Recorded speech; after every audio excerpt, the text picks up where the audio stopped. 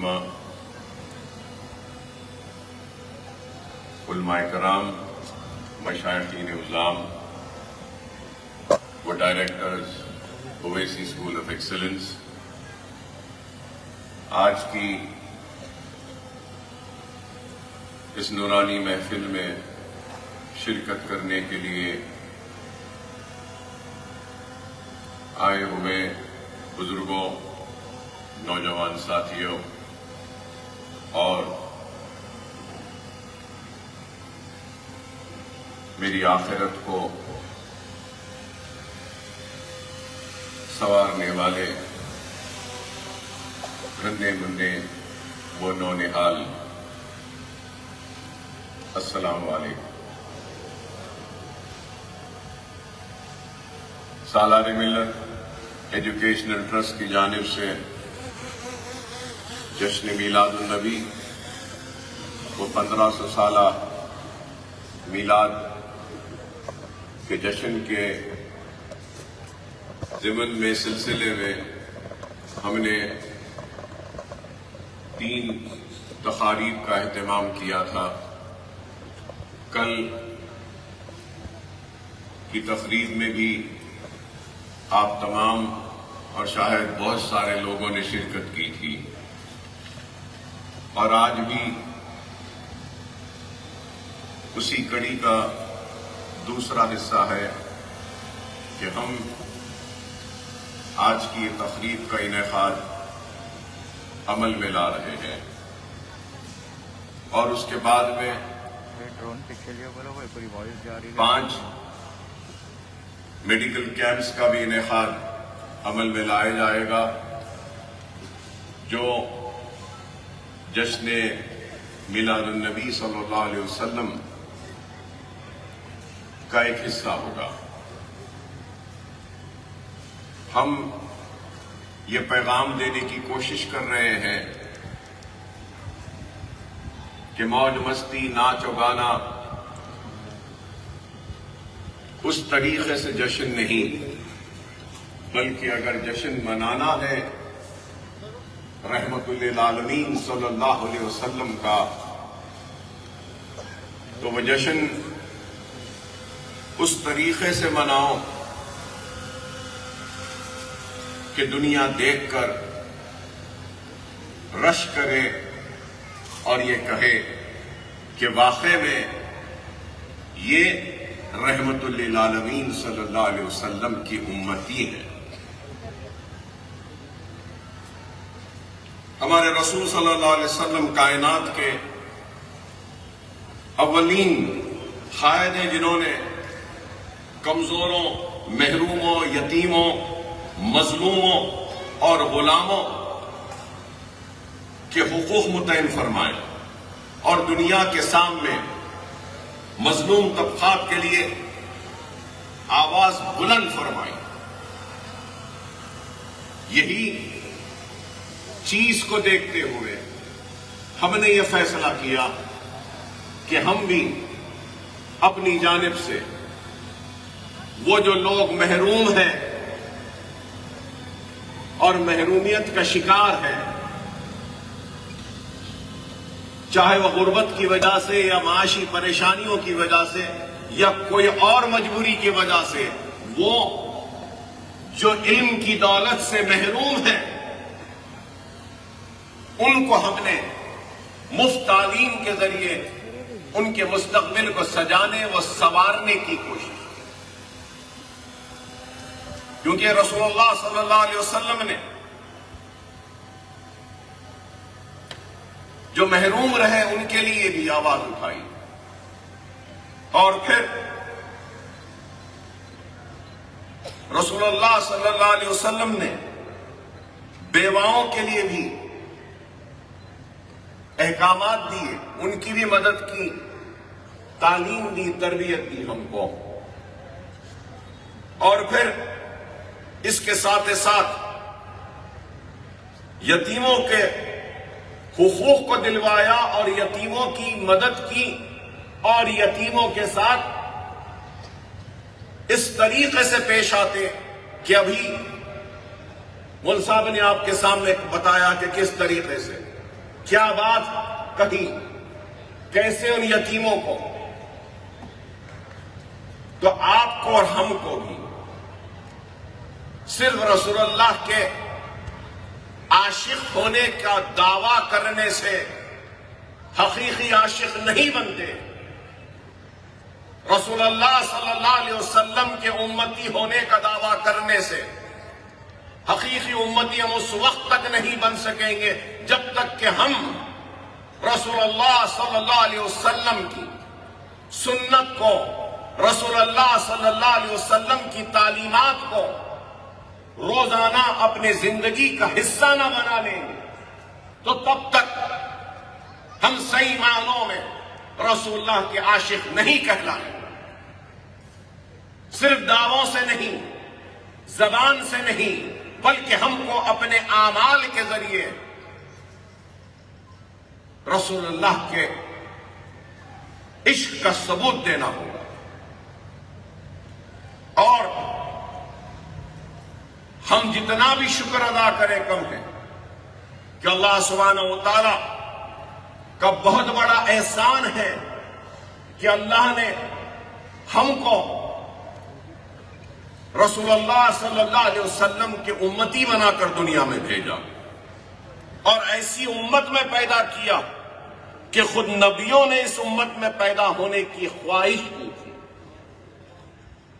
کہ خود نبیوں نے اس امت میں پیدا ہونے کی خواہش کی تھی۔ اور یہ بھی ضرور کہوں گا کہ اس امت میں پیدا کیا جو سب سے پہلے جنت میں داخل کی جائے گی، اور جو پورے صراط سے گزرے گی تو فرشتے پر کھول بچھائیں گے اور اللہ کی رحمت ان پر بسے گی۔ یہ عالم ہوگا۔ خدا را غور کرو کہ ہم کس کی امت ہیں، اور پھر آج اگر میں یہ بات کہوں کہ سب سے پہلے جنت میں داخل ہونے والی امت ہے رسول اللہ کی امت، آپ اور ہم مسلمان ہیں، تو سوال یہ پیدا ہوتا ہے کہ آج دنیا میں ہم سب سے آخر کیوں ہیں؟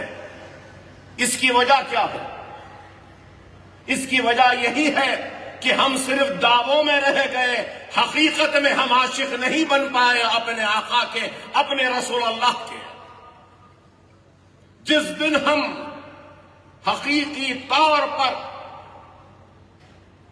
محمد رسول اللہ صلی اللہ علیہ وسلم کے دیوانے بن جائیں گے، ان کے عاشق بن جائیں گے، تو پھر دنیا کی امامت تمہارے ہاتھ میں آ جائے گی، تم سب سے آگے رہو گے اور دنیا تمہارے پیچھے کھڑے ہونے پہ مجبور ہو جائے گی۔ خدا را اپنے اعمال کو صحیح کرو۔ یہ دنیا فانی ہے، بے شک دنیا میں بہت سی خوبصورتیاں ہیں، بہت حسین چیزیں ہیں، بہت کچھ ہے، دولت ہے، سونا ہے، چاندی ہے، جگمگاتے ہوئے ہیرے ہیں، خوبصورتی ہے، حسن ہے، جوامردی ہے، برفیلے چٹان ہے، یہ خوبصورت پھول ہے، پودے ہیں، درخت ہے، سب کچھ ہے، لیکن یاد رکھو یہ دنیا ختم ہونے والی ہے۔ یہ سب سے بڑا عیب ہے اس دنیا میں، اور ہمارا قیام اس دنیا میں عارضی ہے۔ اور اگر کوئی یہ سمجھ لے کہ یہ دنیا میں ہمارا پیدا ہونا ایک جیل کے مانند ہے، تو وہ انسان نہ صرف دنیا میں کامیاب ہوگا بلکہ آخرت بھی اس کو مل جائے گی۔ جیل میں تکالیفیں ہوتی ہیں، جیل میں مصیبتیں ہوتی ہیں، جیل میں یہ وقت پہ یہ، وقت پہ وہ وقت پہ یہ ہوتا ہے۔ میں کئی مرتبہ جیل میں جا چکا ہوں، 40 दिन भी जेल में था। 6 बजने से पहले बंद कर दी जाती थी जेल। खाना बस 5:30 बजे दे दिया जाता था। सुबह उठा दिया जाता था। सोने के लिए, ओढ़ने के लिए एक चादर दी जाती थी। रोटियां सूखी थी। सब कुछ थी तकालीफ। लेकिन अल्हम्दुलिल्लाह अल्हम्दुलिल्लाह कहता था। और मैं तो ये कहूंगा कि मेरे जिंदगी का सबसे अच्छा वक्त और सबसे अच्छा इबादत का वक्त, सबसे अच्छा अपने आका को याद करने का वक्त, सबसे ज्यादा अपनी जिंदगी में इस्लाह करने का वक्त, सबसे ज्यादा कुरान की तिलावत करने का वक्त, सबसे ज्यादा अपने गलतियों का जायजा लेने का वक्त अगर मुझे मिला, और सबसे अच्छा वक्त जिसने मुझे एक अच्छा मुसलमान बनाया, तो मैं ये कहूंगा कि वो जेल की 40 दिन की सोहबतें थी। आपको और हमको भी ये समझना होगा कि ये दुनिया हमारे लिए कैद खाना है, और इस कैद खाने में अगर कोई कामयाब हो जाएगा तो उसको दुनिया भी मिल जाएगी और आखिरत भी मिल जाएगी। लेकिन अगर इस दुनिया के हुस्न से मुतासिर हो जाएगा, इस दुनिया की खूबसूरती में बह जाएगा और दुनिया की मोहब्बत में आगे बढ़ता जाएगा, तो याद रख लो क़यामत के दिन एक ऐसी बुढ़िया आएगी, एक ऐसी कि उसकी आंखें अजीब रहेंगी, चेहरा ऐसा इतना बुरा रहेगा कि देखने वाला कहेगा नौज़ुबिल्लाह ये क्या चीज है, हटाओ हमारे सामने से। और अल्लाह हुक्म देगा उसको जिसको कह रहे हैं कि नौज़ुबिल्लाह हटाओ, क्या बुरी चीज है हमारी आंख, कि आप आंख से नहीं देख सकेंगे, इतनी बुरी रहेगी। जानते हैं वो क्या रहेगी? वो दुनिया है, वो उसकी शक्ल है कि उसको देखकर बंदा कह रहा है कि नौज़ुबिल्लाह हटाओ। के हुक्म पर जहन्नुम की आग में जब उस दुनिया को डाला जाएगा, भाइयों, दुनिया पुकारेगी और कहेगी कि ऐ अल्लाह तू मेरे साथ मेरे चाहने वालों को भी भेज दे। क्या आप जहन्नुम की आग में दुनिया के पीछे दौड़कर जाना चाहोगे या अपनी आखिरत को संवारना चाहोगे?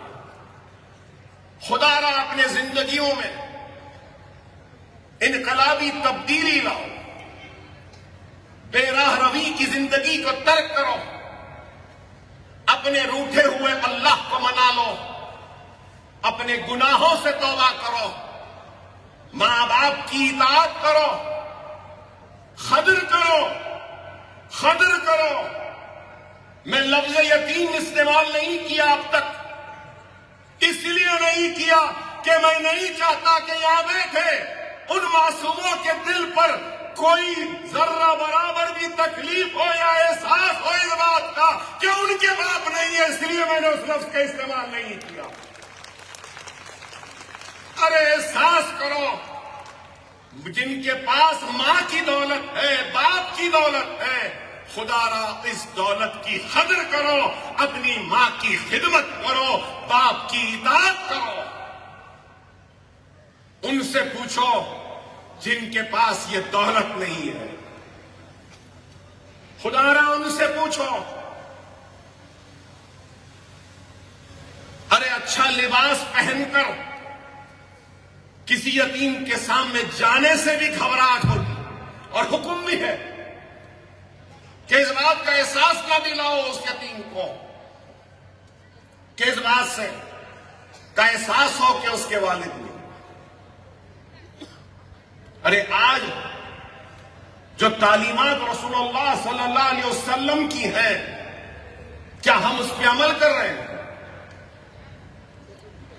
अरे इस्लाम बड़ा फैला है तो तलवार की नोक पर नहीं, रसूलुल्लाह सल्लल्लाहु अलैहि वसल्लम की सुन्नत पर फैला है, अखलाक की वजह से फैला है, रसूलुल्लाह सल्लल्लाहु अलैहि वसल्लम की मोहब्बत की वजह से फैला। کتنا برا بھلا کہی تھی ایک یہودن، ایک مرتبہ، دو مرتبہ، تین مرتبہ، آخر میں بلا کر بولی کہ میرے پاس کچھ نہیں ہے، میرے پاس کچھ نہیں ہے، نہیں تو دیتی تھی تم کو، مگر ایک نصیحت ہے۔ اور پھر نعوذ باللہ گستاخی کی کہا کہ ایک جادوگر آیا ہے، اس کی باتوں میں نہیں آنا، اس کا نام محمد۔ تو بھی کچھ نہیں بولے آقا، آپ کے اور میرے کملی والے رحمت للعالمین رسول اللہ صلی اللہ علیہ وسلم نے کچھ نہیں کہا، آگے بڑھ گئے۔ اس بوڑھیا کو خیال آیا اور پوچھنے لگی، ارے نوجوان، میں نے تمہارا نام پوچھنا بھول گئی تھی۔ تو پلٹ کر جب رسول اللہ اپنا نام بولتے ہیں تو وہ یہودن کہتی ہے کہ واقعی میں تم اللہ کے رسول ہو اور لا الہ الا اللہ محمد رسول اللہ کلمہ پڑھ لیتی۔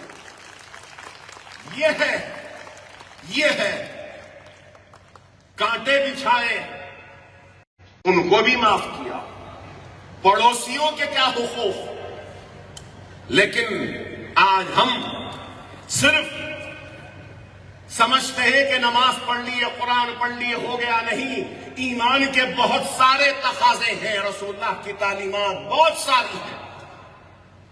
ایک نیک عورت تھی، نمازی تھی، قرآن بھی پڑھتی تھی، خیرات بھی کرتی تھی، سب کچھ کرتی تھی، لیکن اپنے پڑوسیوں کو گالی گلوچ کرتی تھی۔ صحابہ نے جب جا کر اس عورت کے بارے میں کہا تو رسول اللہ نے کہا کہ یہ جہنمی ہے، کہا کہ یہ جہنمی ہے۔ ایک اور عورت تھی جو برابر نماز نہیں پڑھتی تھی، برابر خیرات بھی دیتی، تو گھر کا سوکھا میوہ یا سوکھا اناج یا خراب اناج دیتی تھی، لیکن اپنے پڑوسیوں کے ساتھ بڑی محبت اور شفقت کے ساتھ رہتی تھی۔ تو رسول اللہ نے کہا کہ یہ جنتی ہے، یہ جنتی ہے۔ خدا را سمجھو جانوروں کے ساتھ بھی کیا سلوک رسول اللہ کا، کہ ایک مرتبہ باغ میں گئے، اونٹ بھوکا پکار رہا تھا، اس کے پیٹ پہ ہار پھیرے اور پوچھا اس کے مالک سے، کیا تم کو خیال نہیں، احساس نہیں کہ یہ جانور بھوکا ہے؟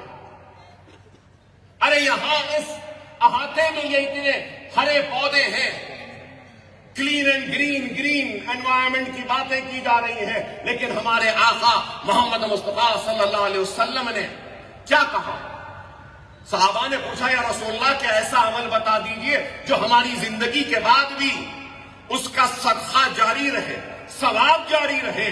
تو رسول اللہ صلی اللہ علیہ وسلم نے کہا کہ ایک جھاڑ لگا دو۔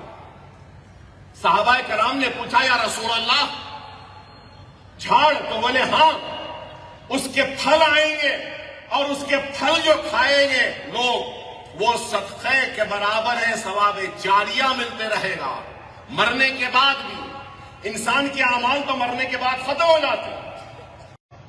کسی درخت پہ اگر پھل نہیں ہے تو کہا کہ وہ جتنا سایہ دے گا وہ صدقہ جاریہ ثواب ہے۔ پھر صحابہ کرام نے پوچھا کہ اگر کوئی بالکل ایسا پتلا جھاڑ ہے، تو رسول اللہ صلی اللہ علیہ وسلم نے کہا کہ وہ جتنی ہوا دے گا وہ بھی تمہارے صدقے اور ثواب جاریہ کے برابر۔ یہ ہے اسلام، یہ ہے اسلام، لیکن ہم سمجھنا نہیں چاہتے۔ بہت سی باتیں ہیں، ایک ہی بات کہوں گا۔ رسول اللہ صلی اللہ علیہ وسلم نے فرمایا کہ اللہ کے نزدیک ایک سب گھروں میں